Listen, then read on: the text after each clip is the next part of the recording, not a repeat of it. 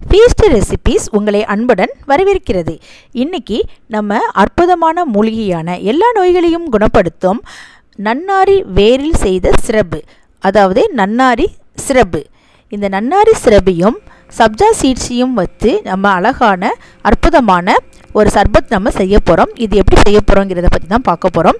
இது தாங்க அந்த சப்ஜா சீட்ஸு. இந்த சப்ஜா சீட்ஸை நான் கொஞ்சமாக எடுத்து கொஞ்சம் தண்ணி சேர்த்து அரை மணி நேரம் ஊற வைத்து எடுத்து வச்சுருக்கேங்க.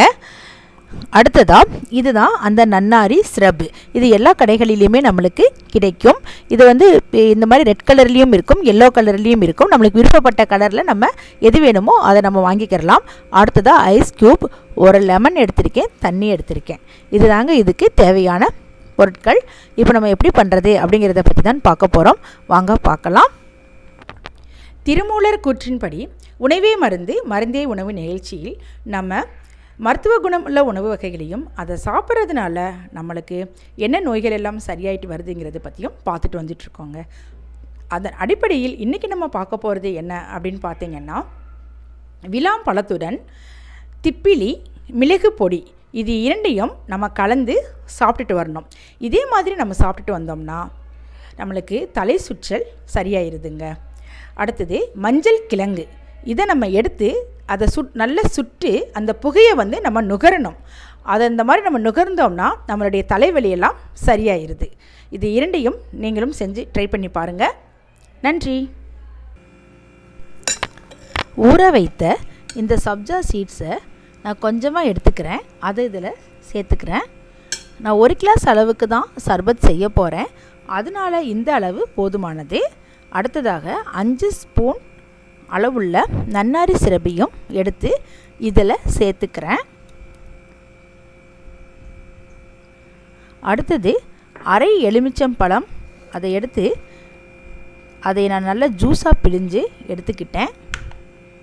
இப்போது இந்த எலுமிச்சம்பழ ஜூஸையும் இதில் நான் சேர்த்துக்கிறேன். இதை கையில் நீங்கள் அப்படியே டைரெக்டாக பிழிஞ்சு ஊற்ற வேணாம். ஏன்னா இப்போ இந்த கொட்டையெல்லாம் சேரும். நம்ம சர்பத்து குடிக்கிறப்போ அந்த கொட்டை வாயில் நம்மளுக்கு தட்டுப்படுறப்போ கொஞ்சம் டிஸ்டர்பன்ஸாக இருக்கும். அதனால் நீங்கள் ஜூஸாகவே பிழிஞ்சு சேர்த்துக்கோங்க. அடுத்ததாக தேவையான அளவுக்கு தண்ணீரும் எடுத்துக்கிட்டாச்சு. இப்போ இது எல்லாத்தையும் நல்லா மிக்ஸ் பண்ணியாச்சு. அவ்வளோதாங்க. இப்போது ரொம்ப சுலபமான முறையில் அருமையான அற்புதமான நம்மளுக்கு சர்பத் ரெடி ஆயிடுச்சு. இதை நான் இப்போ ஒரு டம்ளரில் மாற்றிக்கிறேன். இப்போ நம்ம டம்ளரில் சேர்க்குறப்போ நம்ம அந்த சப்ஜா சீட்ஸ் எல்லாமே மேலே அப்படியே நிற்கும் நம்மளுக்கு. அதனால் நம்ம குடிக்கிறப்ப ஒரு ஸ்பூனை எடுத்து நம்ம கலக்கி விட்டு நம்ம குடிச்சிக்கிறணும். இப்போ ரொம்ப ஜில்லுன்னு வேணும் அப்படின்னு நினச்சோம்னா இந்த மாதிரி ஐஸ் க்யூபை சேர்த்துக்கிறலாம். அவ்வளோதான். அருமையான அற்புதமான ஹெல்த்தியான சப்ஜா சீட்ஸு நன்னாரி மூலிகை கலந்த இந்த சர்பத் நம்மளுக்கு ரெடி ஆயிடுச்சுங்க. இதே மாதிரி நீங்களும் செஞ்சு பாருங்கள்.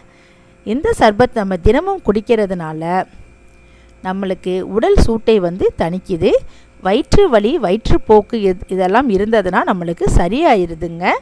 மெயினாக உடல் எடை குறையிறதுக்கு இது நல்ல யூஸ்ஃபுல்லாக இருக்குது. இந்த நன்னாரி மூலிகை, சப்ஜா சீட்ஸ் இரண்டுமே ரொம்ப ஆரோக்கியமான உணவு வகைங்க.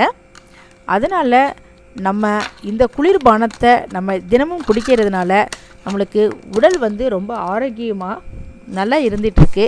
தினமும் காலையிலும் மாலையிலும் நம்ம இதை குடித்தோம்னா ரொம்ப ரொம்ப நல்லதுங்க.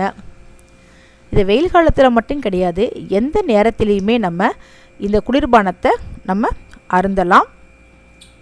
கண்டிப்பாக இது நல்ல ஹெல்த்தியான நல்ல ஒரு குளிர்பானம். இதை நீங்கள் எல்லாரும் குடிச்சு பாருங்கள். சிறுவர்கள் முதல் பெரியவர்கள் வரை அனைவருக்கும் விரும்பும் இந்த சர்பத், அருமையான இந்த சர்பத்தை நீங்களும் செஞ்சு பார்த்து தினமும் குடித்து பயன்பெறுங்க. நன்றி.